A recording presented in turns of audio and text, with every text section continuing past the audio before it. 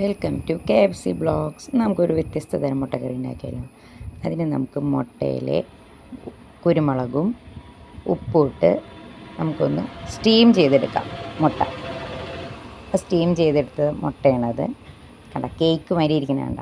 നമുക്കത് ചെറിയ പീസുകളാക്കാം. നല്ല ക്യൂബ് മാതിരി കട്ട് ചെയ്ത് മാറ്റാം.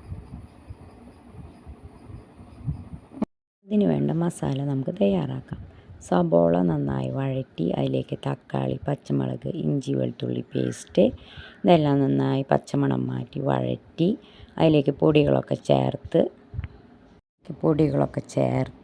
അത് നന്നായി വഴറ്റി നല്ല മുരിഞ്ഞ മണം വരുമ്പോൾ അതിലേക്ക് ആവശ്യത്തിന് വെള്ളം ഒഴിച്ച് തിളപ്പിച്ച് അതിലേക്ക് നമ്മൾ ക്യൂബുകളാക്കി വെച്ചിരിക്കുന്ന മുട്ട ഇട്ട് കൊടുക്കുക.